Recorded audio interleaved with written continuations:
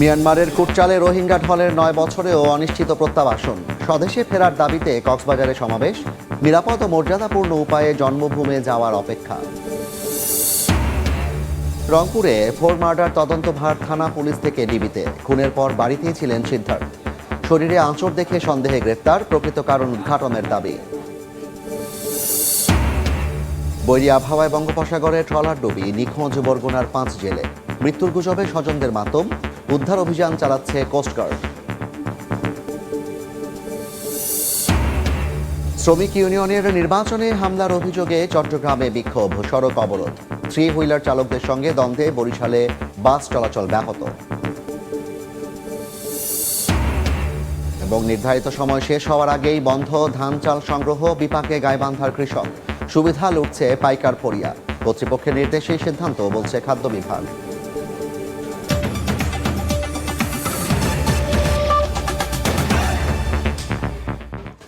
বাংলা সময়ের সঙ্গে আছি আমি Zafar Sadiq.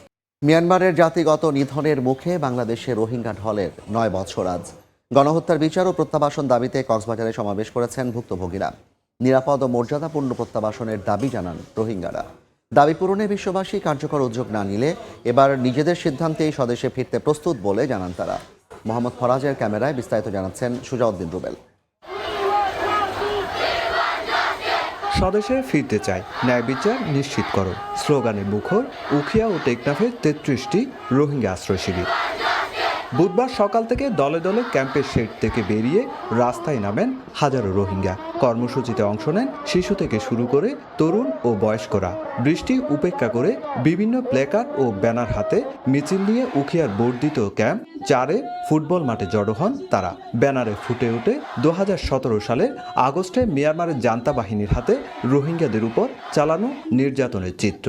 sobi alla ara shida ati anumada ara dahaide bonom military ara khengri jinusar kujille khengri majille sobi anlo ara beguna ara নিজের দেশের মধ্যে ফ্রিলি যাইতেও চাই। মানুষের মধ্যে হারলে ওসর হারে এই রিটার্ন দেওয়া করব 3 নম্বর হইলে মানে অন্য বড় মারে অন্য কম যাই লাগরে চলি পারে আর তুনো হেল্লা করি তার ডিকাউরি ফ্রিডম লি চলি পারা হইব। টেকনাফের অধিকাংশ রোহিঙ্গা ক্যাম্পেও নানা কর্মসূচির মধ্য দিয়ে দিবসটি পালন করা হয়। আলাদা সমাবেশে রোহিঙ্গা নেতারা তুলে ধরেন একাধিক দাবি। বলেন, রোহিঙ্গাদের ন্যায় বিচার ও জবাবদিহিতা নিশ্চিত করার পাশাপাশি নিরাপদ, স্বেচ্ছাসেবকমূলক ও মর্যাদাপূর্ণ প্রত্যাবাসন নিশ্চিত করতে হবে। এই বিচারখান সারা দুনিয়ার ওয়ালরে দিয়ে দিই আল্লাহ যদি আর বিচারখান গরিয়ার যদি মায়ামা মাছ যাইবাল না ফিরি যাইবাল না চাই alla ara era agne musulmaner deshomar ta ki sama ara astro দিয়ে শুকরিয়া আদারও ইয়ানোর বিচার কান সারা ওয়ালার দিশাম স্যার ara দেশত ara নিরাপত্তা যাইতাম স্যার। ইউনাইটেড কাউন্সিল অফ রোহিঙ্গার ব্যানারে আয়োজিত সমাবেশে অংশ নেন রোহিঙ্গা নারীরাও। নিজেদের অধিকার ও নিরাপত্তা নিশ্চিত করেই স্বদেশে মিয়ানমারে ফেরার বিষয়ে সিদ্ধান্ত নেবেন তারা।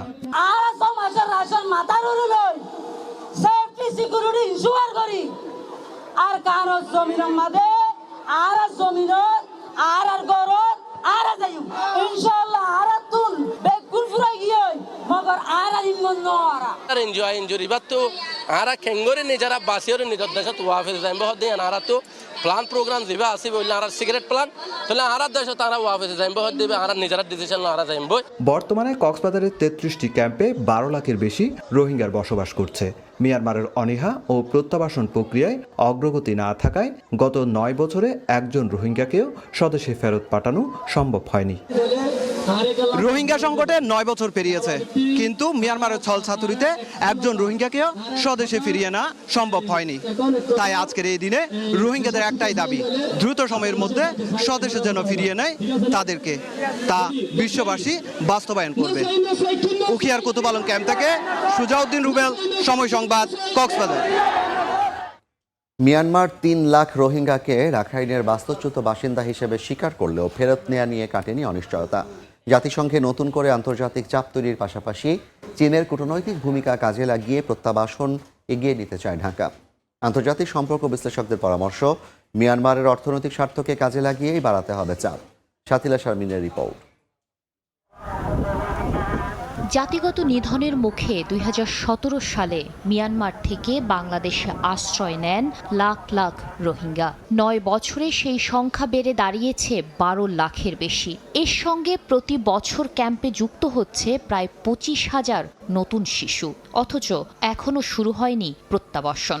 দীর্ঘস্থায়ী এই সংকট এখন বাংলাদেশের নিরাপত্তা, অর্থনীতি ও আঞ্চলিক স্থিতিশীলতার জন্য বড় চ্যালেঞ্জ হয়ে উঠেছে।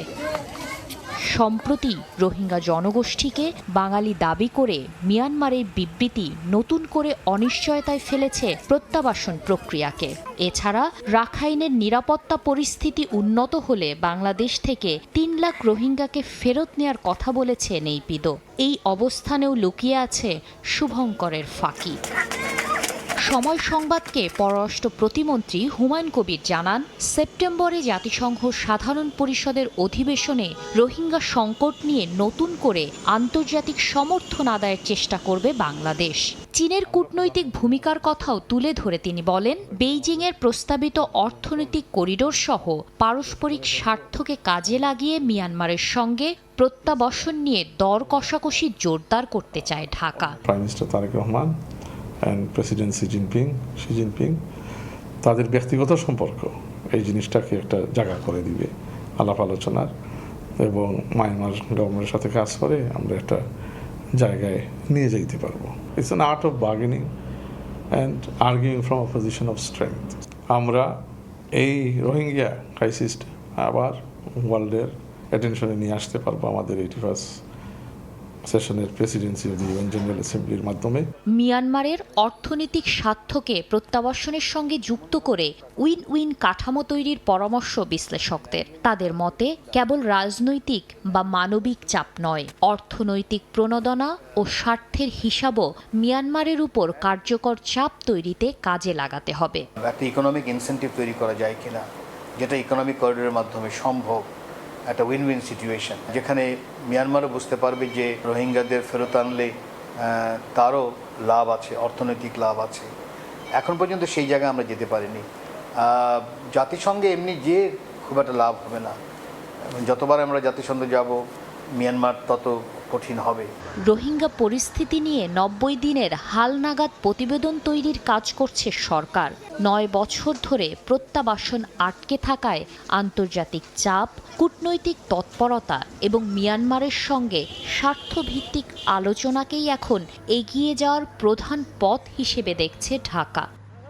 শাতিলা শারমিন, সময় সংবাদ, ঢাকা।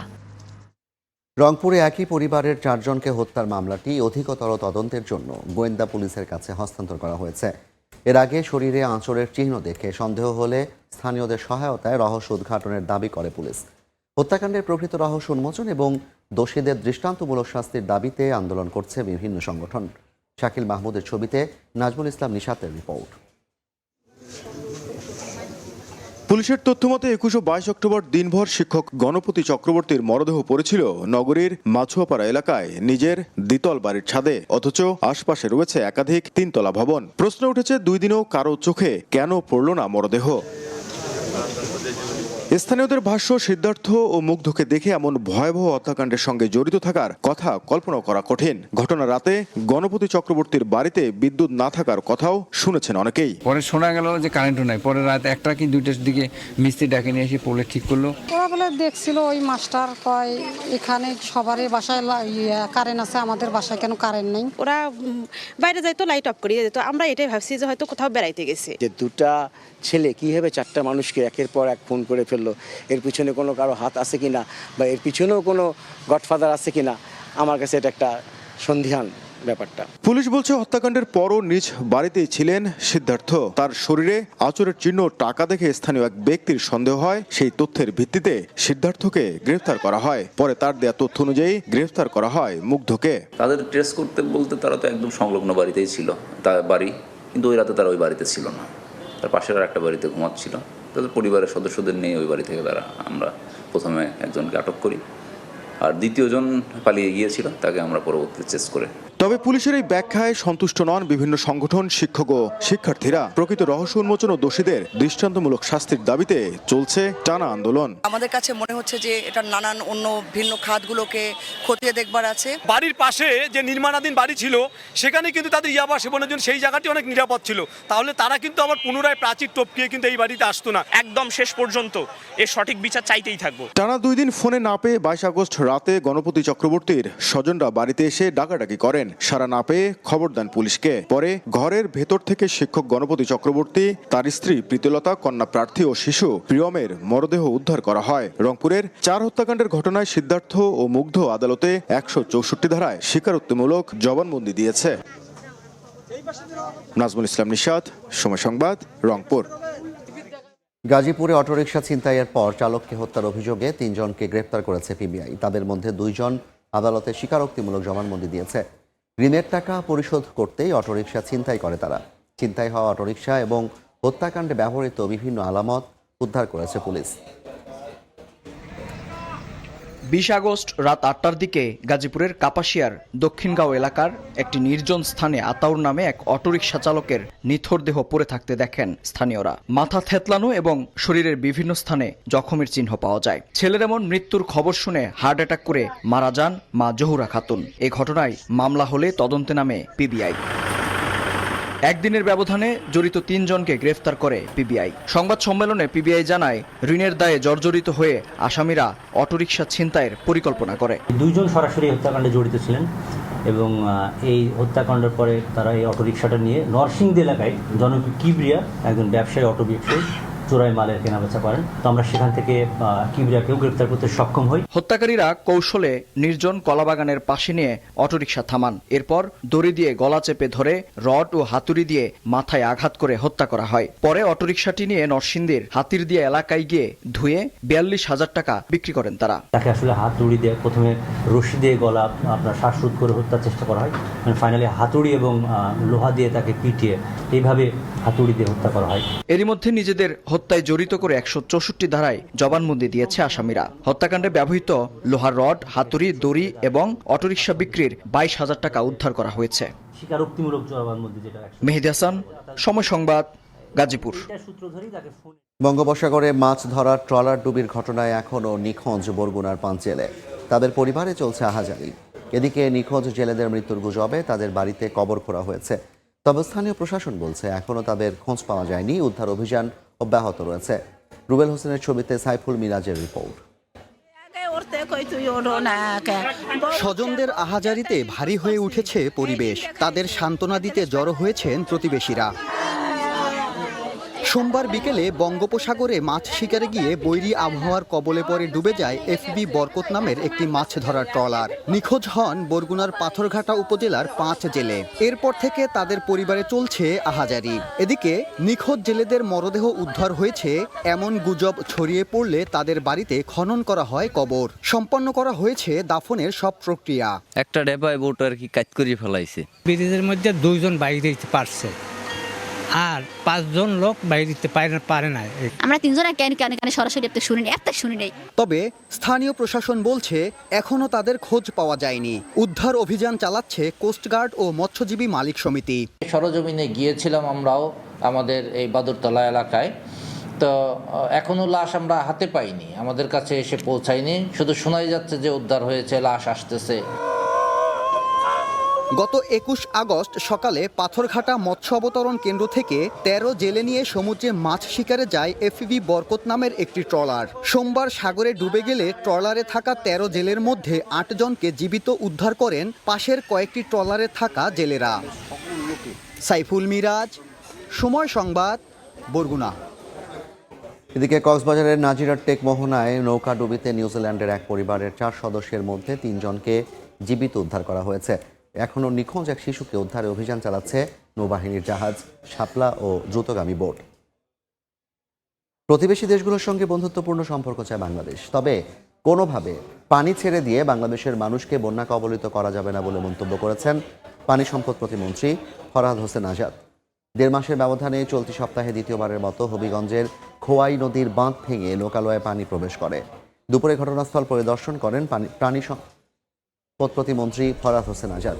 পরে সাংবাদিকদের কাছে তিনি জানান, কোনো দেশের পানির গেট খুলে দেওয়ার কারণে যেন বাংলাদেশে বন্যার কবলে না পড়ে সে বিষয়ে সরকার প্রয়োজনীয় ব্যবস্থা নিচ্ছে। এ সময় আগামী 15 দিনের মধ্যে বাঁধের কাজ শেষ করার নির্দেশ দেন হবিগঞ্জ 3 আসনের সংসদ সদস্য জি.কে. গৌস।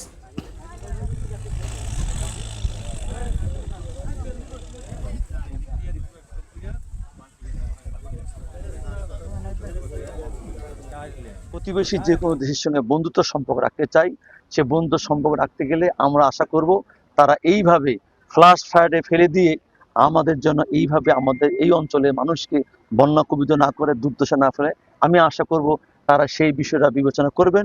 তাহলেই আমাদের বন্ধুত্বের সম্পর্ক আরো বন্ধন অটুট হবে। বাংলার সময় আরও থাকছে। ঠাকুরগাঁওয়ে সড়কের ওপর তারের ছড়াছড়ি, বিদ্যুতের সঙ্গে পেঁচিয়ে আছে ডিশ ও ইন্টারনেট সংযোগের কেবল।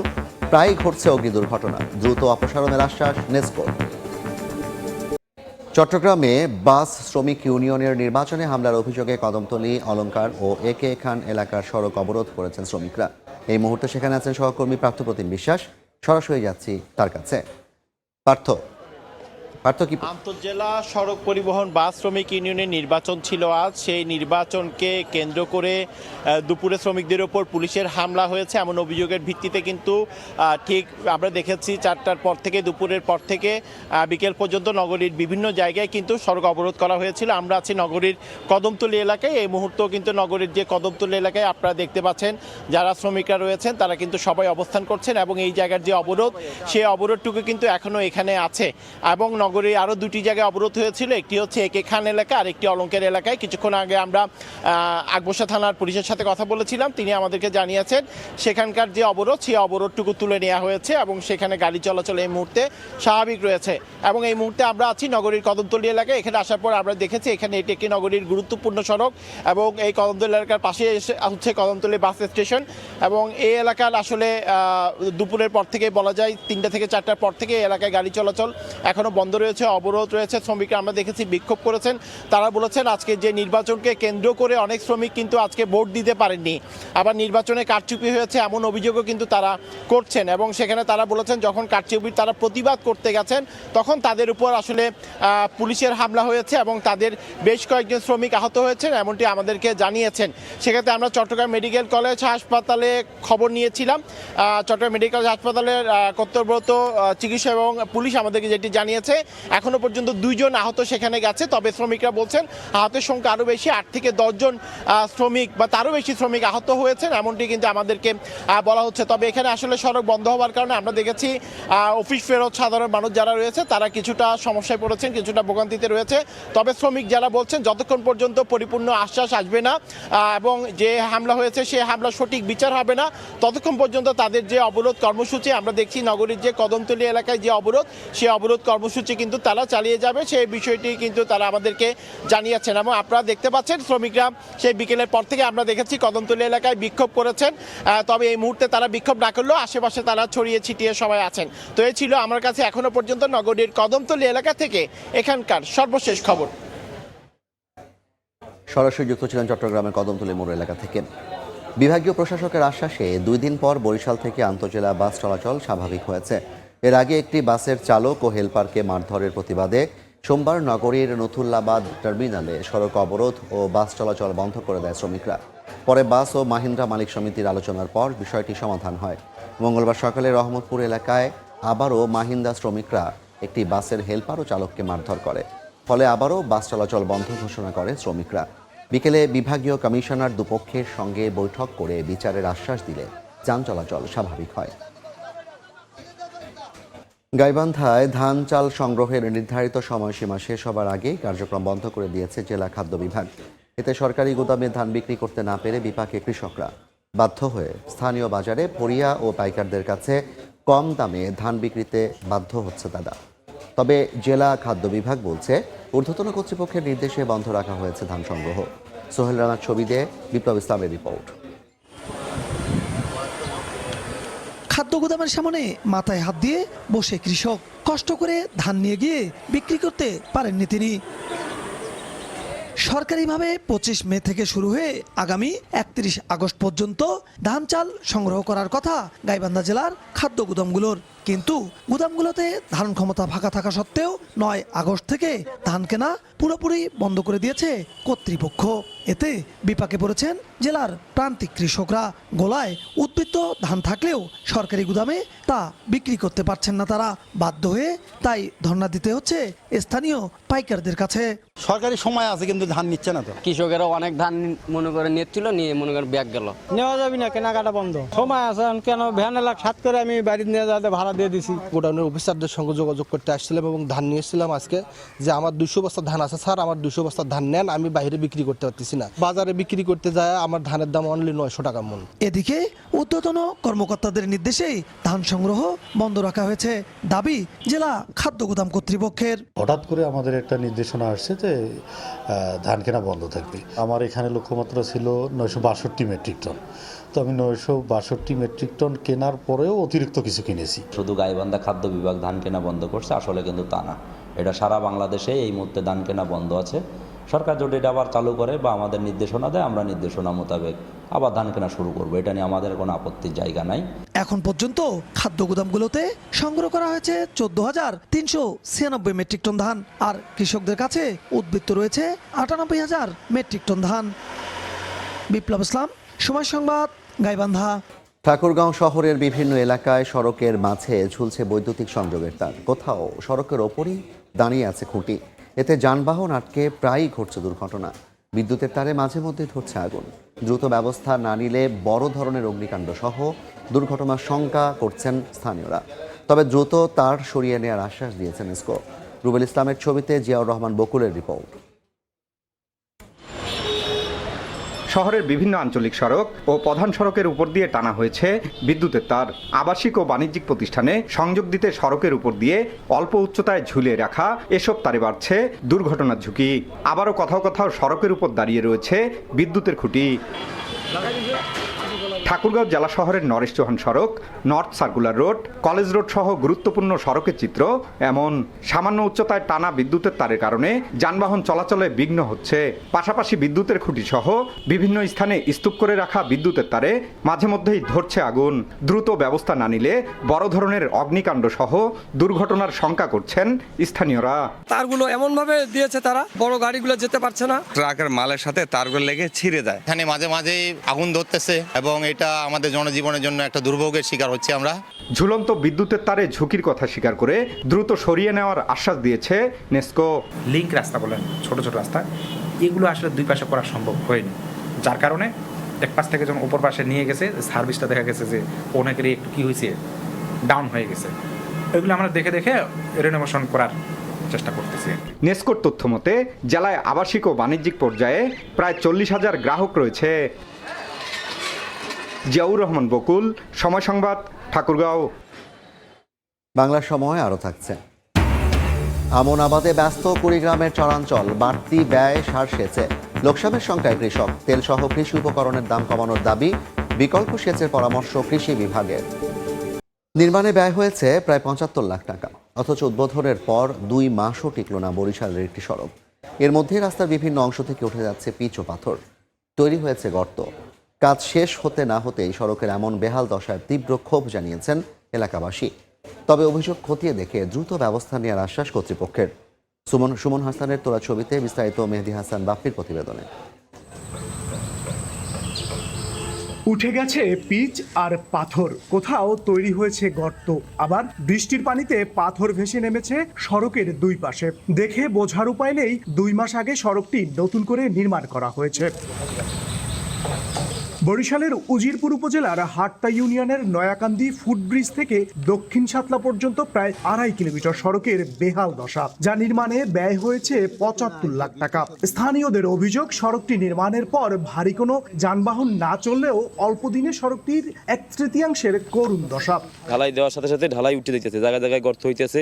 ঠিক আছে, তারা বেশি ভালো কাজ এই রাস্তায় করে নাই। মাঝপথে ভাঙ্গায় তারা কাজ করে নাই, সামনে পিচ জায়গায় জায়গায় দিয়েছে, জায়গায় দেয় নাই। তবে নিম্নমানের কাজের অভিযোগ মানতে নারাজ সংশ্লিষ্টরা। ক্ষতিগ্রস্ত অংশগুলো মেরামত করে দেওয়ার আশ্বাস সংশ্লিষ্টদের। পানি জমার কারণে এরকম হতে পারে, সেখান থেকে হয়তোবা মানে খোয়া ওঠার মতো উপক্রম হয়েছে। তবে সড়কটির নির্মাণ মান খতিয়ে দেখার কথা বলছেন এলজিডির জেলা কর্মকর্তা। এমনও হইতে পারে যে আসলে রাস্তাটা বৃষ্টি হওয়ার কারণে অতিরিক্ত ওভারফ্লোর কারণেও হইতে পারে। আমাদের টিম পাঠিয়ে রাস্তাটি আমরা পরিদর্শন করব। এলজিডির তথ্য বলছে চলতি বছরের জানুয়ারিতে সড়কটির কাজ শুরু হয়ে 7 এপ্রিল তা বুঝিয়ে দেয় ঠিকাদারি প্রতিষ্ঠান। মেহেদি হাসান বাপ্পি, সময় সংবাদ, বরিশাল। জামালপুরে অবৈধ সম্পর্ক ও ব্ল্যাকমেইলের জেরে ইসরাত জাহান মিমিকে হত্যা করা হয়েছে। অভিযুক্তকে গ্রেফতারের পর বেরিয়ে আসে চাঞ্চল্যকর সব তথ্য। দুপুরে শহরের বাগেরহাটা এলাকায় পিবিআই কার্যালয়ে পুলিশ জানায় নিহত ইসরাত জাহান মিমির সঙ্গে অবৈধ সম্পর্কে জড়িয়ে পড়ে অভিযুক্ত কাউসার আহমেদ খান। এ সময় গোপন ভিডিও ধারণ করে ব্ল্যাকমেইল ও বিপুল অর্থ আদায়ের জেরে তাদের সম্পর্কে টানাপোড়েন তৈরি হয়। পরে 22 আগস্ট বাগবিতণ্ডার এক পর্যায়ে মিমিকে শ্বাসরোধে হত্যা করেন কাউসার। পরে অভিযান চালিয়ে সোমবার তাকে গ্রেফতার করা হয়।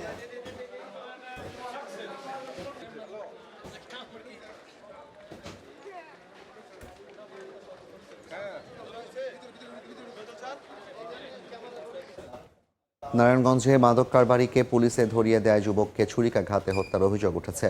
সোমবার রাতে বাসায় ফেরার পথে সিদ্ধিরগঞ্জের মুসলিমপাড়া এলাকায় মাদক কারবারি মাইকেল ও তার ছেলে আকাশ সহ 7-8 জন সজীবকে মারধর করে। এক পর্যায়ে ছুরিকাঘাত করে পালিয়ে যায় তারা। পরে স্থানীয়রা গুরুতর অবস্থায় সজীবকে উদ্ধার করে খানপুর 300 শয্যা বিশিষ্ট হাসপাতালে নিলে চিকিৎসক মৃত ঘোষণা করেন। স্বজনদের দাবি সম্প্রতি মাদক বিক্রিতে বাধা দেয়া এবং মাইকেলকে পুলিশে ধরিয়ে দেন সজীব। এ ঘটনায় মাদক কারবারিরা তার উপর ক্ষুব্ধ ছিল।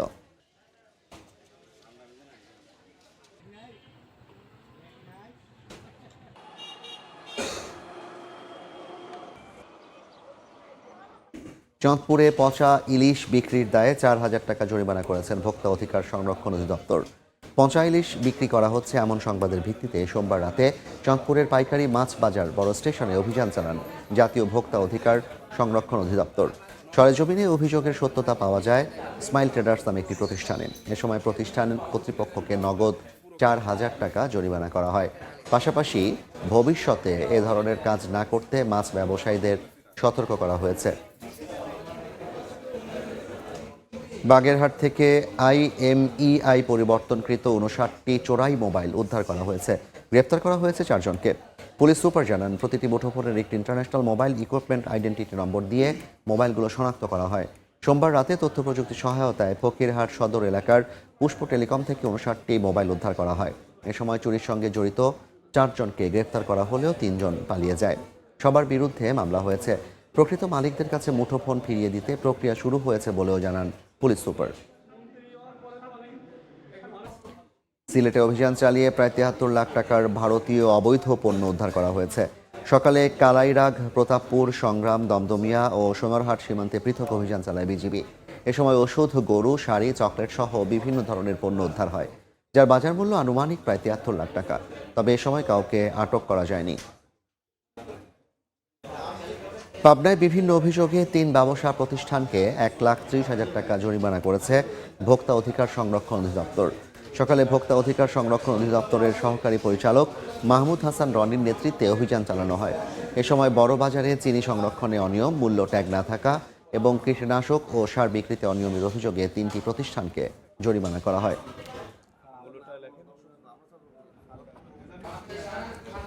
অভিনেতা ফজলুর রহমান বাবুর গ্রামের বাড়িতে চুরির ঘটনা ঘটেছে। সোমবার রাতে ফরিদপুর শহরের পশ্চিম আলীপুরে অবস্থিত কামরাঙ্গা বাসভবনে এ ঘটনা ঘটে। দুপুরে অভিনেতা ফজলুর রহমান বাবু কোতোয়ালি থানায় সাধারণ ডায়েরি করেন। তিনি জানান, চোররা বিদ্যুতের মেইন লাইনের তার, এসির তার সহ বাইরে থাকা বিভিন্ন মালামাল চুরি করে। এদিকে চুরির ঘটনার সঙ্গে জড়িতদের খুঁজে বের করে আইনের আওতায় আনতে কাজ শুরু করার কথা জানায় পুলিশ।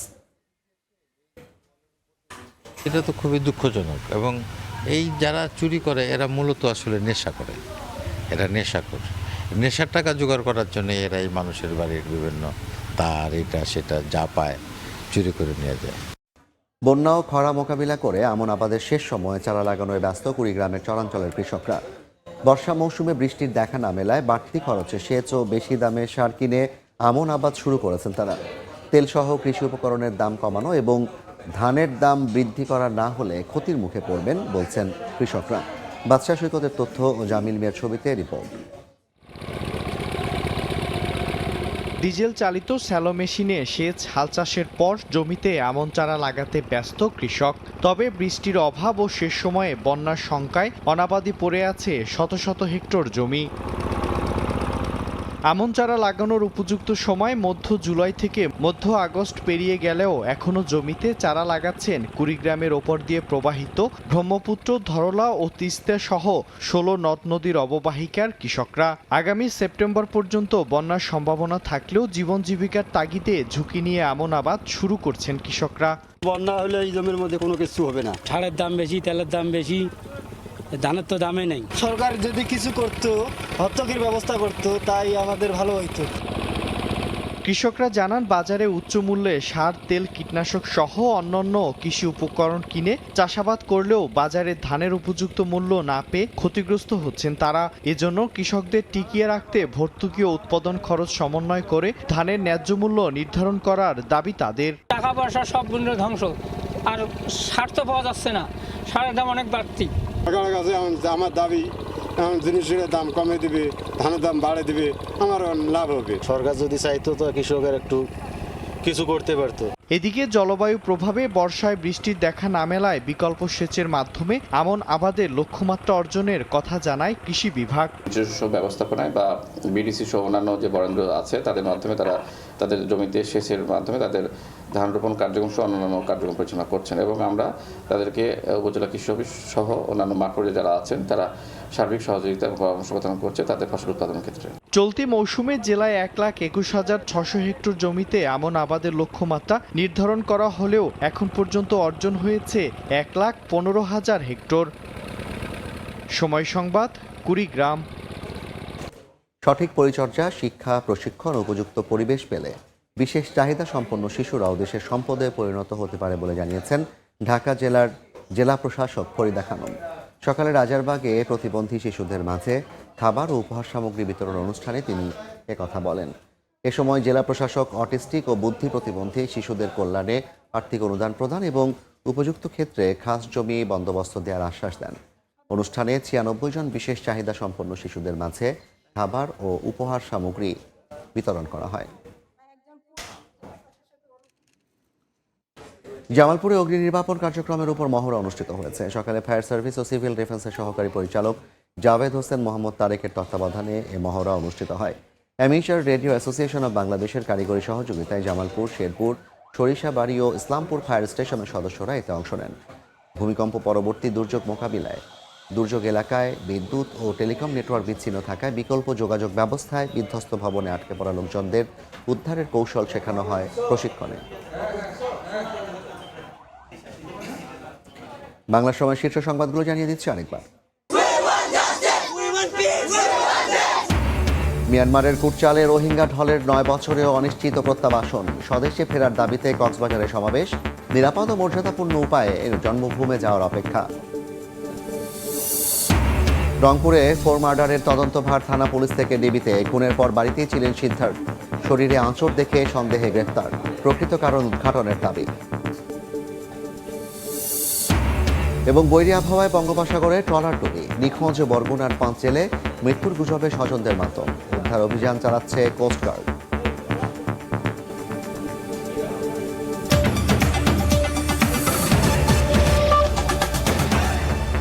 এই ছিল বাংলা সময়। এরপর দেখবেন সম্পাদকীয়।